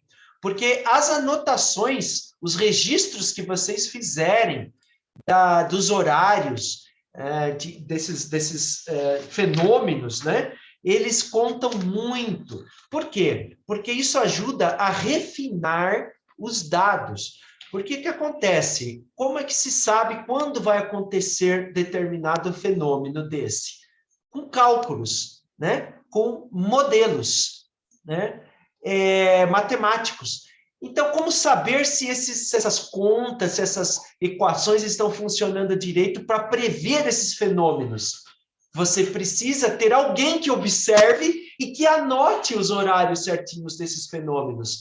E aí é que entra o nosso trabalho de astrônomo amador. Porque astrônomo profissional não vai usar seu tempo precioso para isso. Nós, os amadores, é que fazemos isso. E aí esses dados são levados para alguma plataforma internacional e esses dados vão sendo somados. Então, cada observação é contado como importante. Onde esses dados são enviados? Muito bem, no material de vocês, todos eles, vocês vão encontrar isso aqui, ó, no finalzinho do texto, vocês vão encontrar esse box e dizendo aonde você pode submeter o seu relatório. Adivinha para quem? Para mim? Pode ser também para mim. Vai ser um prazer receber. Mas o que eu farei se eu receber o relatório de vocês? Eu vou encaminhar para um órgão competente para reunir esses dados oficiais para vocês. Né? Então, vocês mesmos podem fazer isso diretamente. Para quem? Para ninguém mais do que Alexandre Amorim. Sim, o nosso famoso observador, né? O nosso experiente astrônomo amador observacional. Luciana, pode até ser, mas eu não sei que encaminhamento o IAG vai fazer dessas observações. Agora, o Alexandre Amorim, eu já conversei com ele. Ele autorizou, tá? Então, deixa eu deixar isso bem claro para vocês, que o Alexandre Amorim me autorizou, eu pedi para ele antes, com antecedência, para que todos os participantes deste curso submetam seus relatórios e suas observações para ele, neste e-mail, diretamente para ele. E ele vai publicar tudo que vocês relataram nos boletins dele, tá? Nos boletins mensais, inclusive no anuário que ele for publicar no ano que vem. Então, que tal? Já pensou vocês terem seus nomes lá publicados, né? Ó, fulano de tal contribuiu com suas observações. Legal, hein? Legal. Olha, é muito fácil isso, porque ele coordena um núcleo chamado Núcleo de Estudo e Observação Astronômica José Brasilício de Souza, o NEOA. Tá bom? Isso, ele tem uma parceria com a Universidade Federal de Santa Catarina, lá em Florianópolis, tá? A Universidade Federal de Santa Catarina. E você pode tranquilamente submeter seus relatórios para ele. Então, ele está esperando, aliás, ele está esperando vocês fazerem os seus relatórios e submeterem para ele, tá bom? Então, está aqui no material de vocês, tem aqui o que vocês vão, para onde vocês podem submeter, né? E aqui, ó, no mesmo material, vocês vão ter aqui o boletim Observe. Então, todos os meses, ó, o boletim Observe, ele vai mostrar quem publica o boletim Observe? O Alexandre Amorim, né? Ele todos os meses ele publica e ele apresenta aqui os nomes de todo mundo que colaborou com as observações. Né? Então, por exemplo, ele está falando aqui, ali, que coisa linda, ó, conjunções jupiterianas ao amanhecer. Está explicando direitinho como observar essas conjunções. Muito bom. Deixa eu ver se eu esqueci mais de alguma coisa aqui. Sim, estou esquecendo de Júpiter. Sobre Júpiter, existe um programa muito interessante da NASA que se chama JunoCam. JunoCam é um programa da NASA que une o trabalho de astrônomos amadores para analisar as imagens da sonda espacial Juno, que passou pertinho de Júpiter várias vezes e tirou imagens sensacionais. O volume de imagens é tão grande, tem uma quantidade tão grande de imagens que os astrônomos profissionais não têm condições de analisar todas. Então, eles abrem para a comunidade amadora para fazer essas análises das imagens. Tá? Então, o JunoCam tem essa possibilidade. Quem tiver interesse, é só acessar lá. Tá bom? Deixa eu ver o que mais. Isso. Deixa eu agora o horário está apertadinho, né? Mas deixa eu terminar antes do intervalo. Vou mostrar para vocês aqui um vídeo do Observatório Nacional de esse vídeo, o recreio. Maria Eduarda, está chegando. Espera aí, chega o recreio, está chegando. Espera aí. Esse vídeo, ele é do Observatório Nacional do Rio de Janeiro, ligado ao Ministério de Ciência e Tecnologia. E como vocês podem perceber aqui... Espera aí, eu estou meio perdido aqui. Deixa eu só fazer o seguinte. No momento a gente está com 14 frames por segundo, eu vou reduzir aqui. Poxa, espera aí. Esse vídeo, ele... Tira o som, share, e vem para cá. Pronto, agora sim.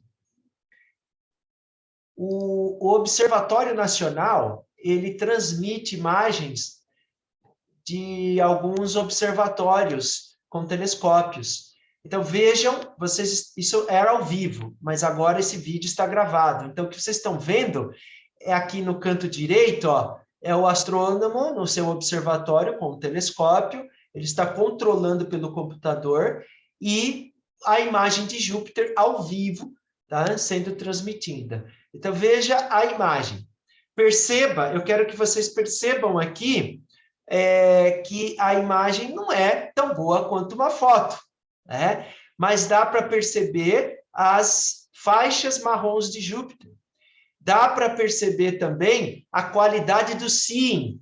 Percebe como a imagem parece que está nas bordas, não fica muito bem definida, né? Ela fica balançando assim, tipo, parece turbulência. Não esse deslocamento para lá e para cá de vai e vem, mas a própria imagem, ela parece ficar deformando para lá, para cá, né? Saturno, acho que dá para ver melhor isso daí, ó. Olha aí, olha como Saturno fica, parece que está debaixo da água, tá entendendo? Saturno, olha a imagem como fica trêmula, ela fica tremendo. Então, isso é o seeing, essa medida de tremulação, de 1 a 5. Quando o seeing é bom, a imagem não fica tão trêmula assim. Quando tiver muito, muito trêmula, o seeing está ruim. E, às vezes, a gente nem consegue focalizar bem, tá? Então, é isso que eu queria mostrar para vocês. Veja as imagens reais como são. Então, é só para alertar vocês como que vocês nem sempre vão conseguir, quando colocar o olho no telescópio, observar um planeta tão perfeitamente quanto a gente esperaria ver, quando a gente vê fotos de telescópios ou fotos processadas, né? Fotografias empilhadas, né? Então, é mais ou menos assim que a gente observa, ainda mais se o céu não estiver ajudando. Então, mas dá para fazer excelentes relatórios observacionais com os formulários que a gente está aí compartilhando, tá bom? Ufa! Pessoal, então nós estamos aí, são 15h22. Nós vamos para Saturno depois, tá bom? Já paramos Júpiter, acabamos com Júpiter. Daqui 10 minutinhos, são 15h22, 8 minutinhos, melhor dizendo. Às 15h30, tá bom? 15h30 a gente volta do recreio. Ei, vamos fazer um recreio, intervalinho, comer uma frutinha, tomar um cafezinho, comer uma baguete, né? Vamos lá? Até já, pessoal. 15h30, até já.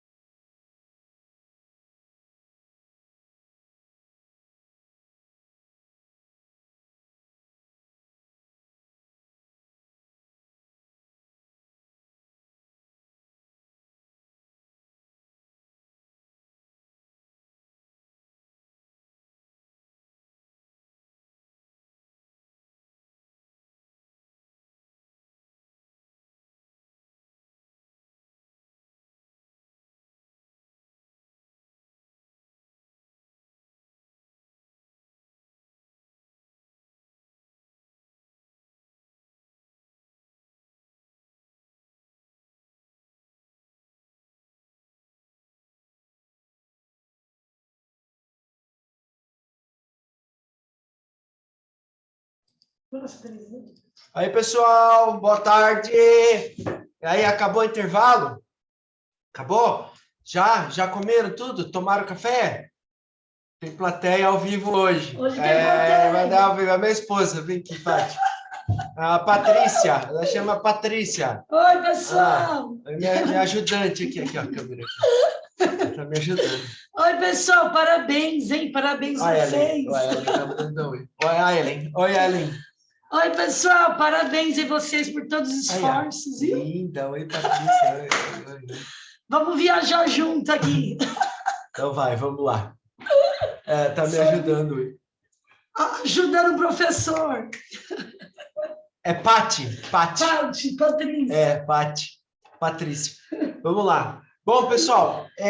Parabéns, pessoal. Vamos lá. Agora, o pessoal está me perguntando da foto, né? Só rapidamente, não estava planejado na aula de hoje, mas eu vou compartilhar com vocês uma foto que eu fiz de Júpiter. Olha, essa foto aqui, ela foi feita, adivinha com qual telescópio? Aquele telescópio pequenininho, o menor de todos, o START, que vários de vocês já compraram, né? Vocês já compraram o nosso telescópio Cosmos START. Olha lá, essa imagem como eu fiz, com uma câmera, uma câmerazinha do fabricante SV Boni, o modelo é SV305. Em vez da ocular, coloquei a câmera, filmei o planeta Júpiter, nesse dia e horário, filmei e usei um software chamado Registax, que pegou o filme em AVI, né, a extensão do vídeo é AVI, e juntou todos os frames do vídeo num só, fazendo essa foto. Aí, ficou essa aí, aparece até os satélites, as luas de Júpiter, né? Os satélites naturais de Júpiter aqui. Não ficou muito bom, porque eu não sei fazer muito bem isso daí, não sei trabalhar direito com isso. Eu vou ensinar vocês na aula 10, mas eu vou ensinar um pouco que eu sei, né? Tem gente aí profissional no YouTube aí com vídeos sensacionais. Então, olha o que um telescópio pequenininho, START, né? Ele tem 76 milímetros de diâmetro e 700 milímetros de distância focal. É pequeno, é o tamanho do diâmetro de uma luneta, 76 milímetros de diâmetro. É o mesmo que a Ellen tem, ó, tá falando aí, ó, uau, né? Foi tirada com esse telescópio. Aqui as 4 luas de Júpiter, ó, Io, Calisto, Ganímede e Europa. A outra imagem está aqui, né? E acabou. Bom, que outra coisa? E aqui é Lua, que vai ser a próxima aula. Né? Muito bom. E agora vamos para Saturno, então. Vamos para Saturno. Saturno, nós temos a oposição de Saturno. Vamos lá de novo no Astronomy Lab ou em qualquer anuário de astronomia. Você vai ver que em Saturno teremos a oposição de Saturno 14 de agosto, ou seja, o dia em que Saturno se aproximará mais da Terra, 14 de agosto. Planeta preferido, é o planeta preferido de muita gente. Graças aos anéis bem característicos, né, que Saturno tem, é o planeta preferido de muitos. Eu também gosto muito de Saturno. Embora Júpiter, Urano e Netuno também tenham anéis, eles também têm anéis, mas o de Saturno são os que mais aparecem, né? São os evidentes, né? Com o telescópio. E o período sinódico, aliás, o período sideral de Saturno é 29 anos e meio. Quer dizer, ele leva quase 30 anos para dar uma volta em torno do Sol. Mas nós, praticamente, de ano em ano, nós temos o período sinódico, ou seja, as aproximações, né? De 378 dias, o período sinódico. Ou seja, de 378 dias, nós temos uma oposição e outra. O período de 378 dias, Saturno fica bom para ser vistos. Saturno fica com um ângulo assim, ó. Vamos voltar lá para o nosso material do curso. Aqui, não é esse. Aqui, não, é esse. Ali, vem para cá agora, cheio de janela aberta aqui. Aqui, aonde que tá? Aqui, pronto, achei. Saturno, olha o tamanico de Saturno pelo telescópio, mas tem gente que ama esse planeta. Eu amo, eu gosto. É ali. Não, Samantha, nenhum dos anéis, só Saturno mesmo, que dá para ver. Para ver os anéis dos planetas, a gente precisa de alguns recursos especiais, tá? É possível distinguir, assim, que eu vou explicar daqui a pouco como, viu? Mas não observar, não dá. Aqui está, então, Saturno. Quando ele está em oposição, ele fica desse tamanho, 20 segundos de arco. E na oposição de Saturno, agora no dia 14 de agosto, Saturno vai estar com... eu não anotei. Não anotei, mas eu posso consultar na hora aqui o anuário do nosso querido amigo Alexandre Amorim. 14 de agosto, ele vai estar com um diâmetro aparente de 18,8 segundos de arco. 18,8 segundos, ou seja, 19 segundos. Né? E veja que ele fica relativamente grande, né? Tá? Por causa dos anéis. Então, Saturno é uma bela visão. Só que os anéis nem sempre são visíveis. Sabe por quê? Olha aqui no material do curso para vocês verem o que pode acontecer. Saturno, vamos abrir aqui o material de Saturno. Olha para essa foto aqui tirada. Aliás, esse conjunto de fotos, né? Saturno, quando fica de perfil, o anel some. Oxe, como assim? Sim. Os anéis de Saturno, de vez em quando, ficam de perfil. Ou seja, eles ficam invisíveis para nós, não visíveis. Porque a espessura dos anéis de Saturno é de 1 quilômetro, mais ou menos, apenas. E a gente, olhando Saturno a mais de 1 bilhão de quilômetros de distância, como que a gente vai enxergar uma coisa de 1 quilômetro de espessura, né? Então, eles somem praticamente, por assim dizer. Né? As últimas dessas ocasiões foram em 1995 e em 2009. E a próxima vez que Saturno vai ficar de perfil para nós vai ser em março de 2025. 2025, Saturno vai ficar de perfil para nós. Agora, em 2002, os anéis de Saturno, o plano dos anéis de Saturno, estão inclinados de 18 graus. E vai diminuindo. Até o final de 2022 vai ficar com 14 graus. Então, esse ano de 2022, ele começou com 18 graus e vai terminar com 14 graus. E lá em 2025, 0 graus de perfil. É por isso que aqui no material do curso de vocês, aqui no relatório, vocês vão ver que no gabarito está em branco, não tem desenho de Saturno. Por quê? Porque vai ser um desenho para cada situação que o anel vai ficar, né? E eu teria que fazer muitos relatórios aqui. Então, o que eu fiz? Coloquei aqui as imagens para os gabaritos de cada um dos Saturnos possíveis, conforme os ângulos de inclinação dos seus anéis. Tá vendo? Então, você vai procurar aqui o ângulo de inclinação. Por exemplo, em 2022... eu disse que é 14 para 18, né? Então, por exemplo, se você for observar, no final do ano, vai dar 18 graus. Tá aqui, ó, você vai usar este gabarito, esse desenho. Então, você pode copiar, né? Fazer uma xerox disso aqui, recortar aqui, né? Esse gabarito e colar aqui no relatório.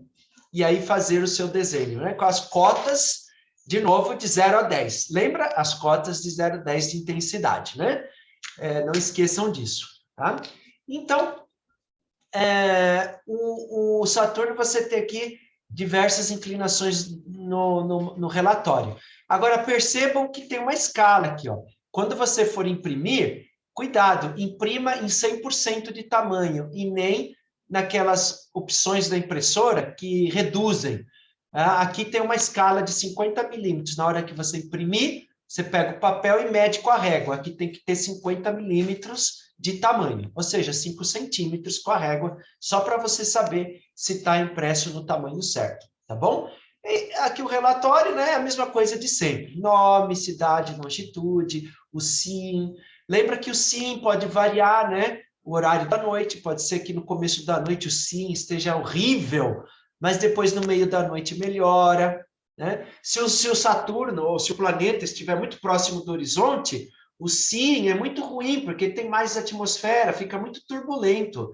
Mas à medida que o astro vai ficando mais para o alto, a turbulência vai diminuindo, né? O SIM vai melhorando, tá bom? Assim como Júpiter, Saturno também tem suas faixas, né? As suas zonas.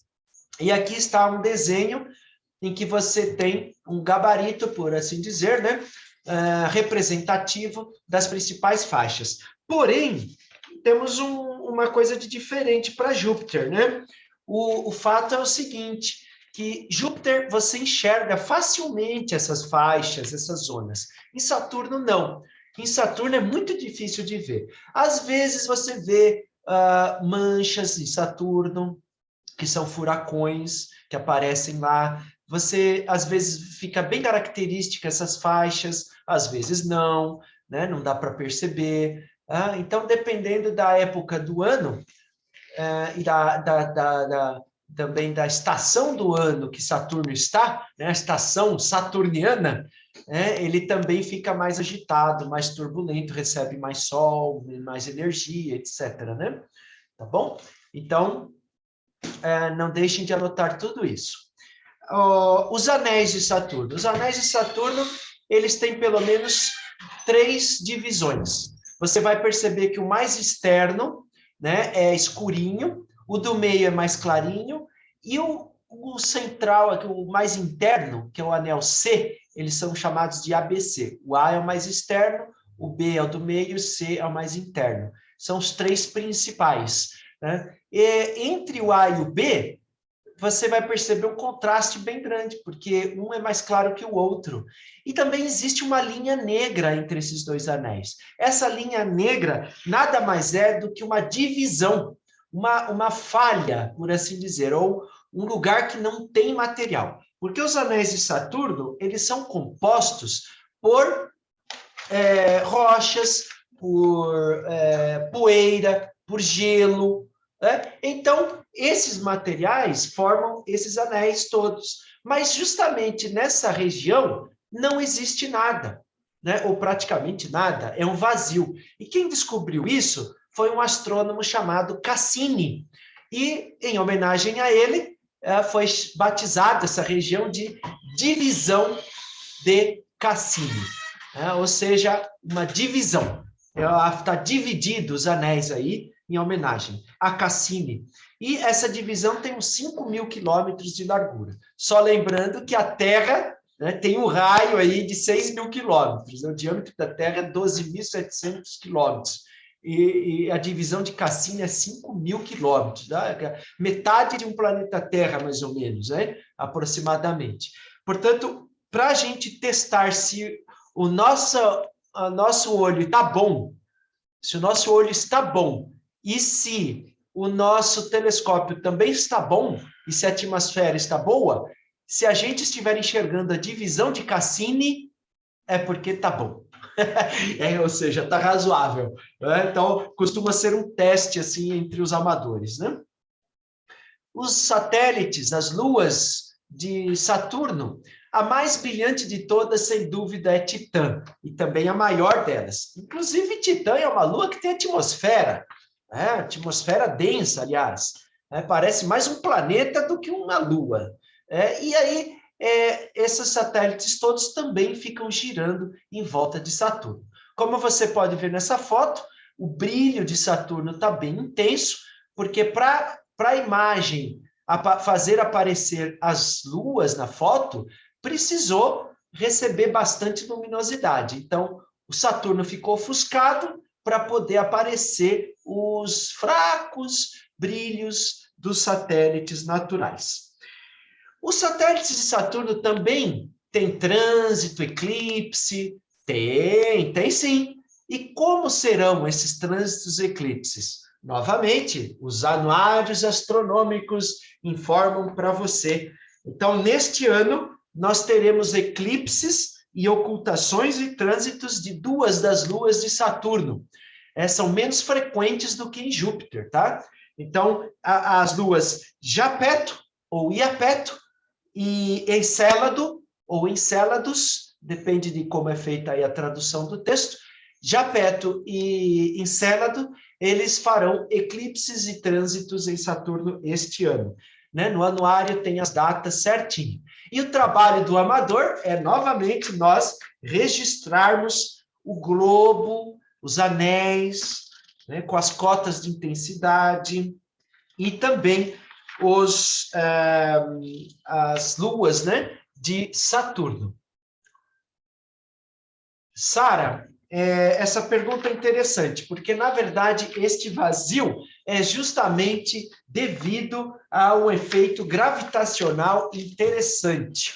Tá? É uma espécie de ressonância que nós chamamos. Então, tudo que cai nesse lugar, ele é jogado ou para fora do anel, no anel C, no anel A, ou é trazido mais para dentro para o anel B. Nada para quieto ali, a não ser alguns satélites especiais que estão ali, né, que já foram fotografados por sondas espaciais, inclusive. É uma espécie de lugar que é inquieto, vamos dizer assim, né? Tudo que cai ali, as interações gravitacionais de Saturno com os outros fazem os objetos, os grãos, as rochinhas, o gelo que tem em Saturno, os anéis, irem ou mais para dentro ou mais para fora. Então, ali fica um vazio, tá bom? A divisão de Cassini, tá bom? Bom, então é isso. Saturno vai ficar maravilhoso pelo telescópio em agosto, hein? Aliás, não precisamos esperar em agosto. Em junho, julho, já vamos apontar nossos telescópios para Saturno, né? Pelo binóculo, pessoal, não tem muito o que ver, né? Ele não dá nem para ver os anéis direito. Dependendo do binóculo, Saturno vai parecer uma azeitona, mais ou menos com essa imagem aqui do material aqui, ó. O binóculo vai te mostrar isso daí, ó. Né? Uma estrelinha ovalada, né? Parece um oval. Vamos agora para Urano e Netuno, pessoal. Urano e Netuno, vamos lá. Urano e Netuno, olha, sinto muito. Urano e Netuno, o que nós vamos ver? Olha só aqui o diâmetro máximo que Urano e Netuno chegam. Que pena, né? Urano, 4 segundos de arco, e Netuno, 2,3 segundos de arco. Então, olha o Netuno comparado a Saturno, né? É minúsculo. Aliás, olha o tamanho de Marte, 3,4 segundos. É o tamanho de Urano. Veja que Marte fica minúsculo. É por isso que, às vezes, as pessoas chegam loucas aqui no observatório falando: me aponta para Marte, eu quero ver Marte.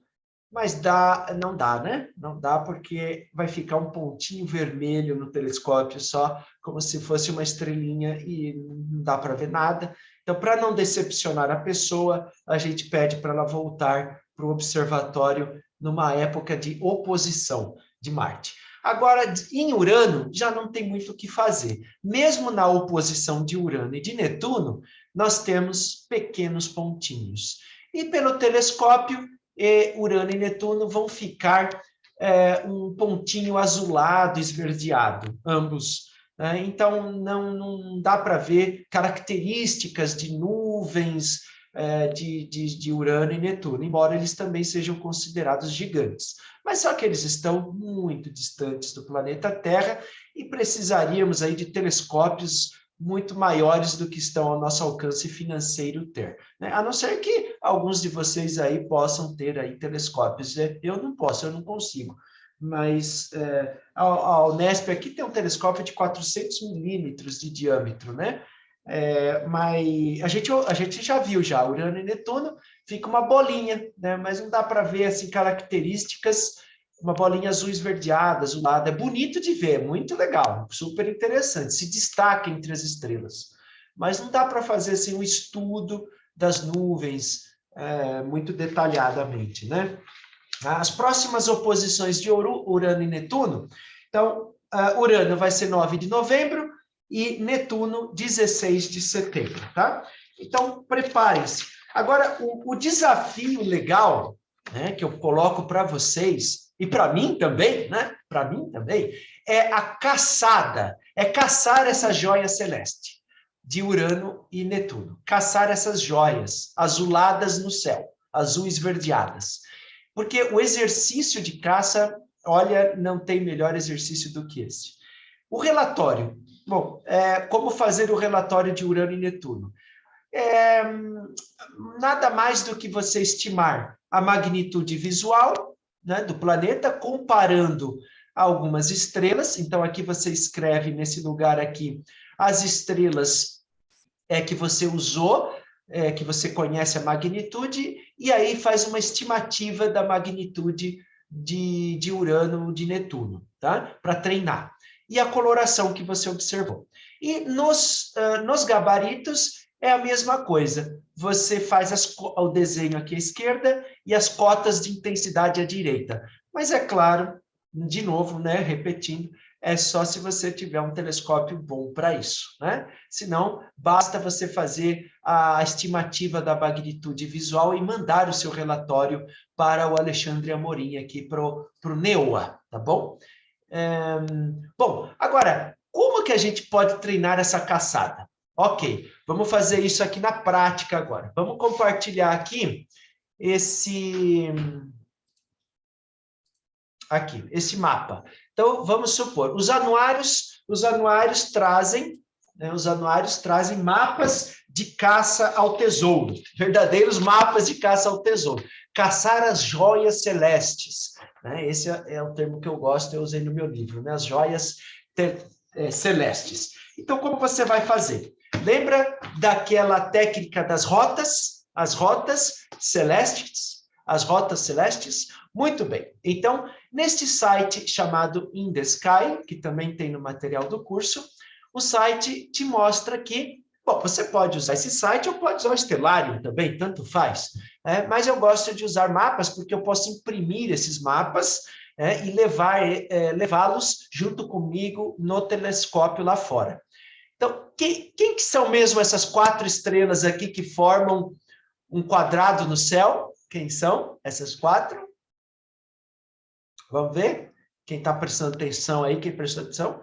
Aê, Pegasus, muito bem, pessoal. Pegasus, aê, Heitor, Samantha, Hector, Raul, Kleber, uhul, aê, Diego, muito bom, Ellen, Eneida, Maria Eduarda, vocês estão bem, hein? Vocês estão bem de reconhecimento do céu, perfeito. Júlia, aê, Júlia, então, as 4 estrelas mais brilhantes estão aqui em Pegasus, perfeito. Aí, lembrando que este mapa, ele dá o norte invertido para nós aqui no hemisfério sul, tá? Então, para o mapa, tá para baixo, o Netuno está aqui embaixo, mas para mim, aqui no hemisfério sul, está acima do quadrado aqui de Pegasus, tá certo? Muito bem. Agora, vejam, o que nós temos aqui? A gente tem que usar a imaginação das rotas do céu para chegar em Netuno.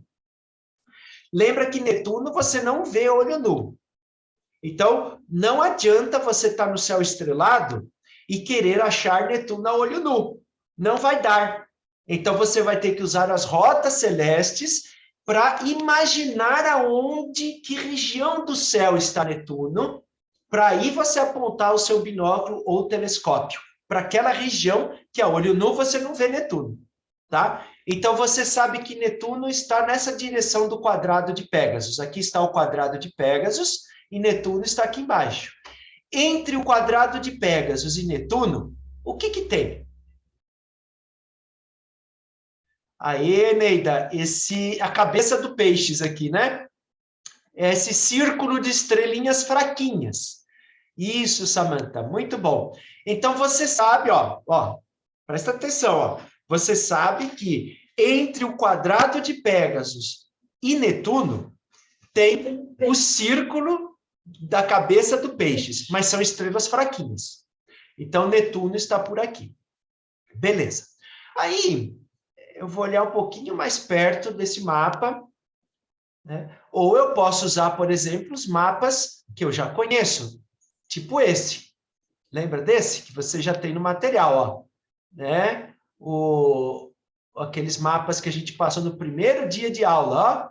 Olha lá. Ó aqui, o quadrado de Pégasus, ó.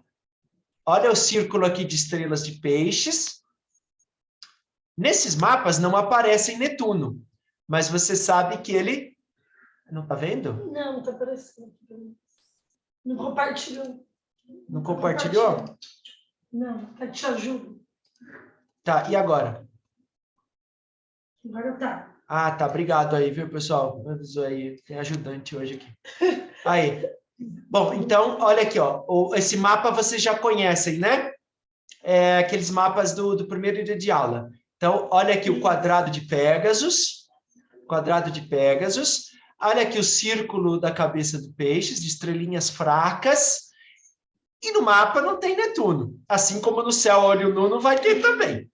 Mas você sabe que Netuno estaria mais ou menos por aqui. Se você quiser confirmar, você olha as efemérides de Netuno. Lembra as efemérides? Ascensão reta e declinação. As coordenadas de ascensão reta e declinação.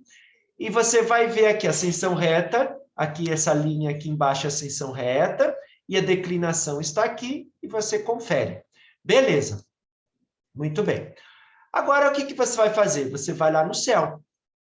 Vamos lá, vamos para o estelário, então, simular isso aí, né? Vamos para o estelário, simular o céu para procurar Netuno.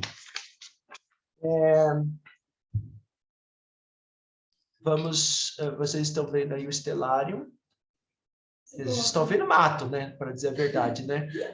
Aqui, ó, pronto, estelário. Vamos para 16 de setembro, né? A oposição de Netuno, né? Aqui, ó, 16 de setembro de 22. 16 de setembro de 22. Isso. Vamos lá para as 23 horas, mais ou menos. Vou olhar lá vou procurar o quadrado de Pégasus.